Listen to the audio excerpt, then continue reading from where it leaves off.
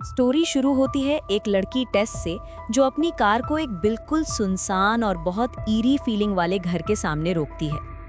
Actually टेस इस शहर में एक जॉब अपॉर्चुनिटी के लिए आई थी और उसने ये घर ऑनलाइन रेंटल सर्विस से बुक किया था अपने स्टे के लिए। टेस अपना लगेज निकालती है और घर के फ्रंट डोर तक चलती है। वेबसाइट से मिला पासकोड एंटर करती है, लेकिन बार बार सही पासवर्ड डालने के बाद भी डोर नहीं खुलता। ऐसा लगता है जैसे अंदर से किसी ने लॉक कर रखा हो। टेस को बहुत ज़्यादा टेंशन और एंजाइटी होने लगती है।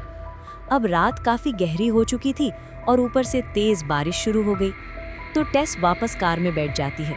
वो ऑनलाइन रेंटल कंपनी को कंप्लेन लॉन्च करने वाली थी कि तभी घर के अंदर लाइट्स सडनली ऑन हो जाती है। ये देखकर टेस दंग रह जाती है। वो फिर से कार से उतरती है और फ्रंट डोर पे जाके डोरबेल बजाती है। एक अननोन आदमी डोर खोलता है और पूछता है, रात के इस टाइम यहाँ क्या कर रही हो? टेस जवाब देती है, अरे पहले ये बताओ तुम यहाँ क्या कर रहे हो? ये घर मेरा है, मैंने ऑनलाइन रेंटल सर्विस से बुक किया था। आदमी भी बिल्कुल शॉक हो जाता है, बोलता है, लेकिन मैंने भी एक वेबसाइट से ये घर बुक किया है। अपने फ़ोन पे बुकिंग डिटेल्स दिखाता है टेस को। सब देखने के बाद टेस बोलती है, अच्छा ठीक है, ये घर तुम्हारा है। दिल टूट के वो जाने लगती है। तभी आदमी उसको रोकता है और कहता है, रात हो गई है और बाहर तेज बारिश हो रही है, आज रात यहीं रुक जाओ, सुबह पहली सुबह निकल लेना। टेस को ये सजेशन रीजनेबल लगता है और वो रात गुजारने के लिए मान जाती है, लेकिन उसको आदमी की इतनी जल्दी काइंडनेस थोड़ी सस्पिशियस और स्ट्रेंज लगती है। जब आदमी बाथरूम जाता है, टेस चपके से टेबल पे रखी उसकी वॉलेट चेक करती है। जल्दी से आईडी कार्ड निकालती है और देखती है उसका नाम टॉम है। वो तुरंत फ़ोन से आईडी कार्ड की फ़ोटो ले लेती है ताकि अगर कुछ गलत हुआ तो प्रूफ रहे। थोड़ी देर बाद टॉम बाथरूम से आता है और बोलता है, मैं देख रहा हूँ तुम मुझ पे ट्रस्ट नहीं कर रही हो, तो मैं यहीं सोफ़ा पे सो जाऊँगा, तुम बेडरूम में जाके सो जाओ। टेस को भी सेफ जगह चाहिए होती है, इसलिए वो अग्री कर लेती है। बेडरूम में जाके अंदर से बहुत केयरफुली लॉक करती है और सो जाती है। कुछ टाइम बाद टेस को एक अजीब सी आवाज़ सुनाई देती है और उसकी नींद खुल जाती है। आंखें खोलती है तो देखती है बेडरूम का डोर पूरा खुला पड़ा है, जबकि उसने अच्छे से लॉक किया था। अब बाहर से वियर्ड और डरावनी नॉइजेस आ रहे होते हैं। डर के मारे टेस धीरे से रूम से बाहर निकलती है। तभी बेसमेंट का डोर अपने आप जोर से बंद हो जाता है। वो ट्रेम्बलिंग हाथों से टॉम के पास जाती है। वो सोफा पे सो रहा होता है, लेकिन वायलेंटली तड़प रहा होता है जैसे बहुत बुरा नाइटमेयर देख रहा हो।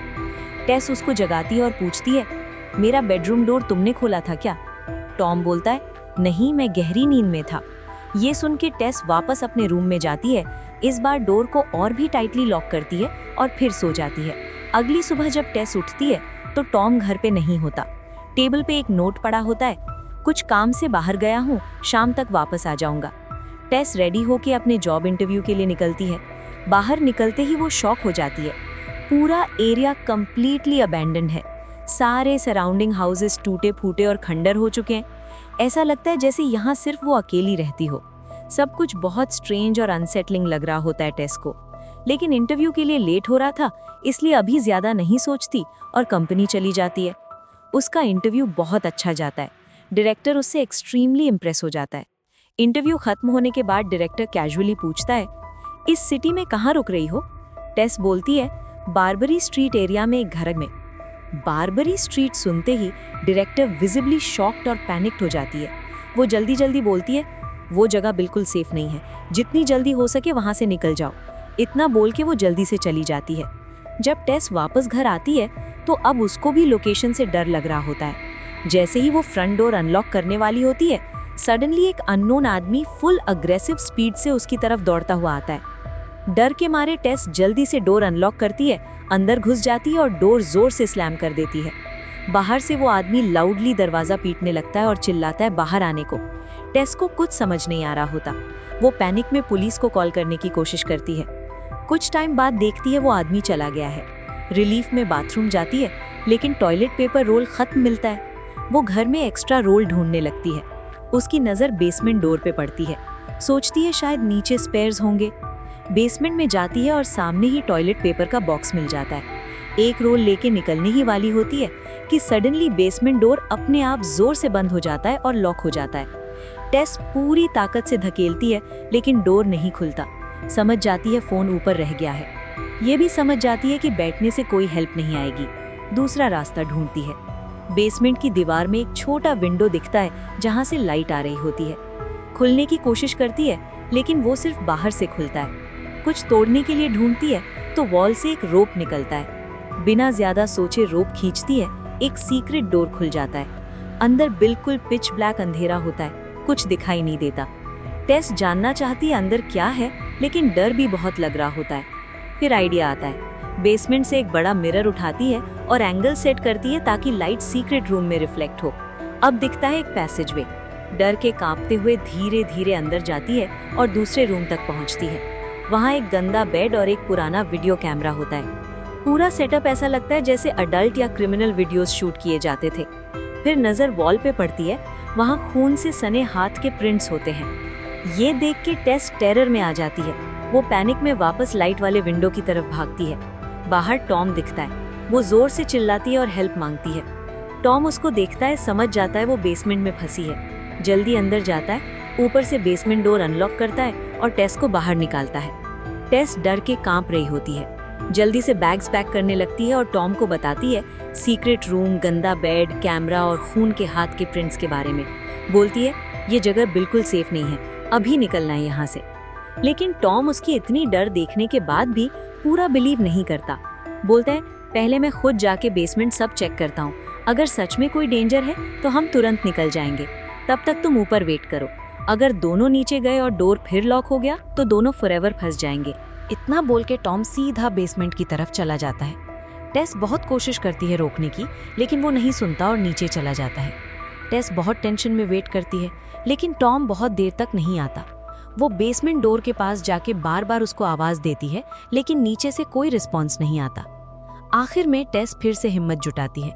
इस बार नीचे जाने से पहले एक चेयर बेसमेंट डोर के सामने रख देती है ताकि लॉक ना हो सके।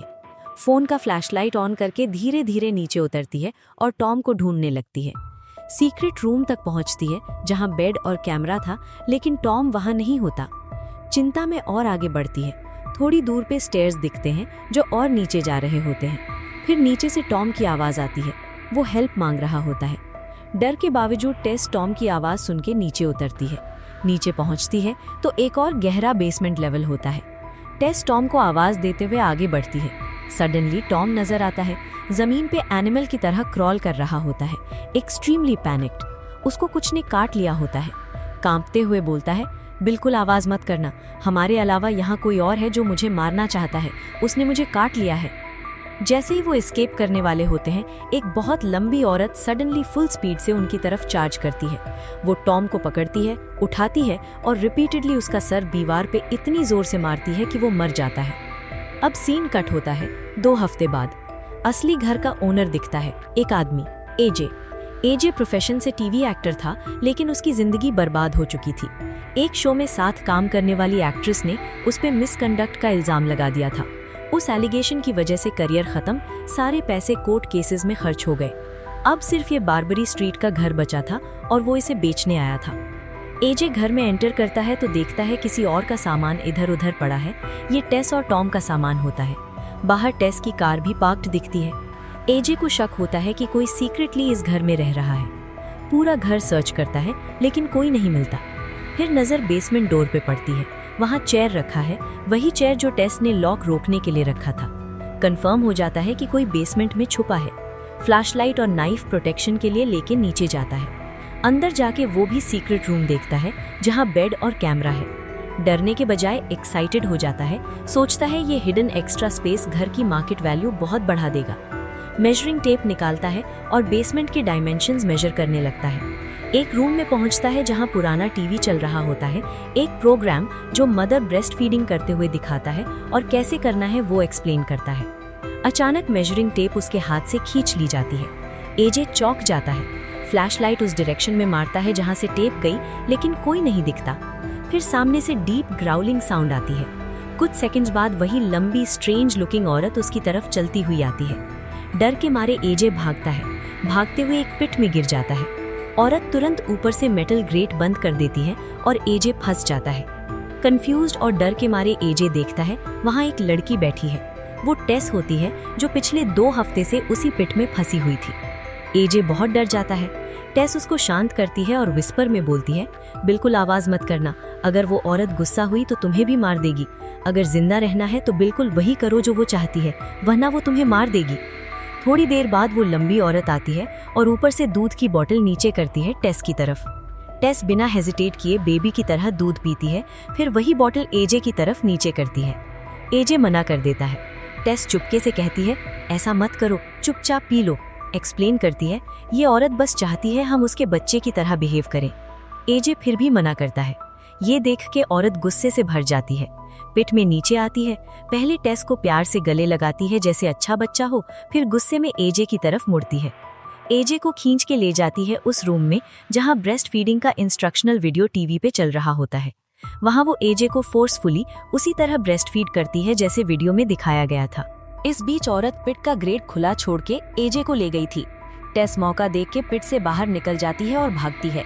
गलती से उसका पैर मेजरिंग टेप पे लगता है और नॉइज होता है। औरत सुन लेती है और समझ जाती है टेस भाग रही है। एजे को छोड़ के टेस के पीछे दौड़ती है।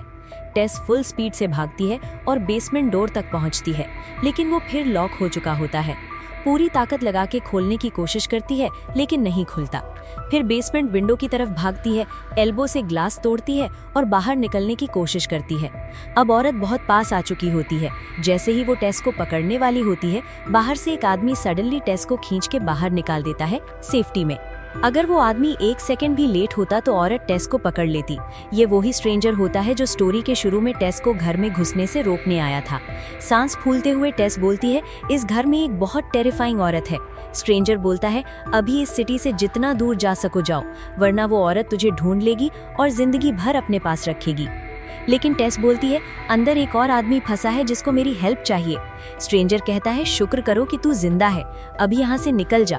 जैसे ही रात होगी वो औरत बाहर निकलेगी तुझे ढूंढने। अगर तू कहीं पास में भी रही तो वो तुझे पकड़ लेगी और फॉरएवर लॉक कर देगी।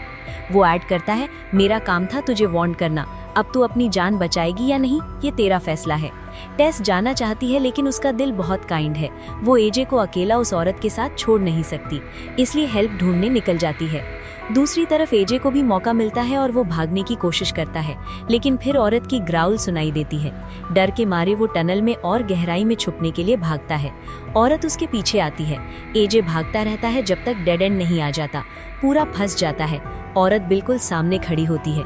एजे सोचता है अब मौत पक्की है, लेकिन किसी अननोन रीजन से औरत अचानक डर जाती है और बिना अटैक किए पीछे हट जाती है, चुपके से चली जाती है।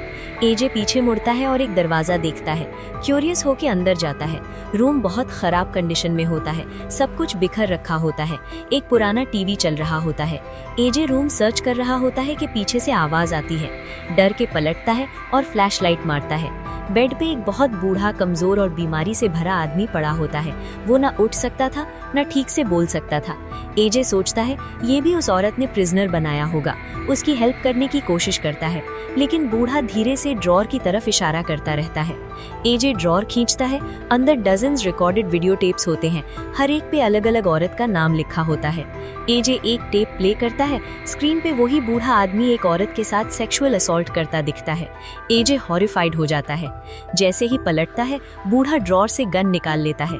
एजे सोचता है अब उसको गोली मार देगा, लेकिन अगले मोमेंट में बूढ़ा गन अपने ऊपर ही कर लेता है और खुद को गोली मार के सुसाइड कर लेता है।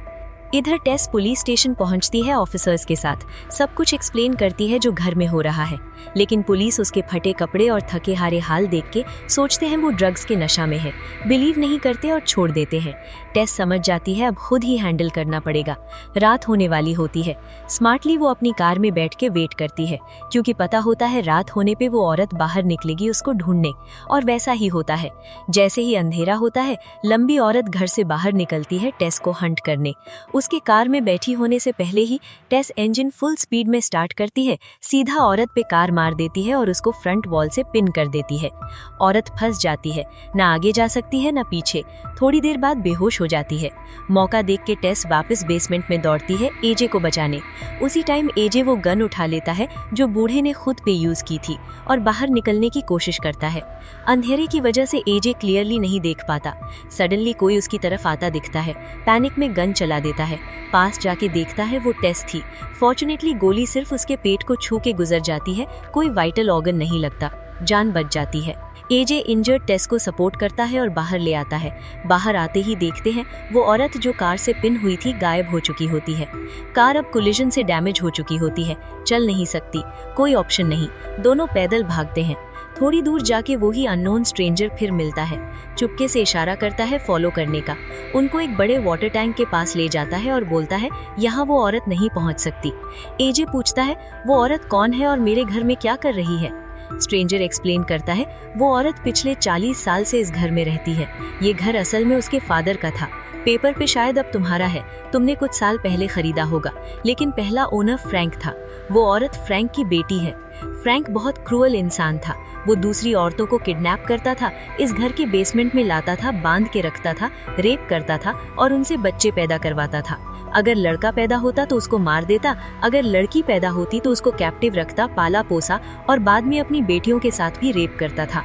इन ब्रीडिंग की वजह से फ्रैंक के ज्यादातर बच्चे वीक पैदा हुए, ज्यादातर बेटियां मर गईं, लेकिन ये एक बेटी अभी भी जिंदा है। ये फ्रैंक के पापों की लिविंग सजा है। 40 साल कंप्लीट अंधेरे में रहने की वजह से वो अब ब्राइट लाइट बिल्कुल तह नहीं पाती, इसलिए ज्यादातर रात को ही बाहर निकलती है। वो तुम्हें मारना नहीं चाहती, वो दोनों को तुम्हें अपना बच्चा समझती है, इसलिए मर्डर नहीं करेगी, बल्कि तुम्हें फॉरएवर अपने साथ बेसमेंट में लॉक करके रखना चाहती है।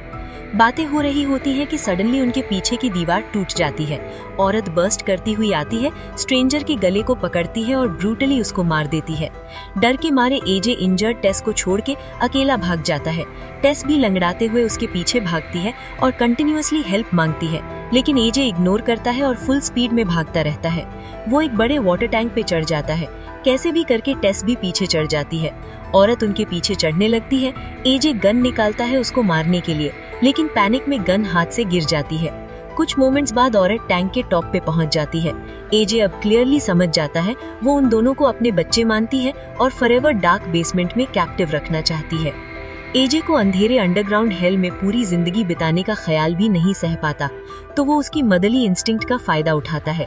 टेस को पकड़ता है और वाटर टैंक के टॉप से नीचे धकेल देता है। औरत बेटी समझ के तुरंत उसके पीछे जंप कर जाती है, बिना अपनी जान की परवाह किए।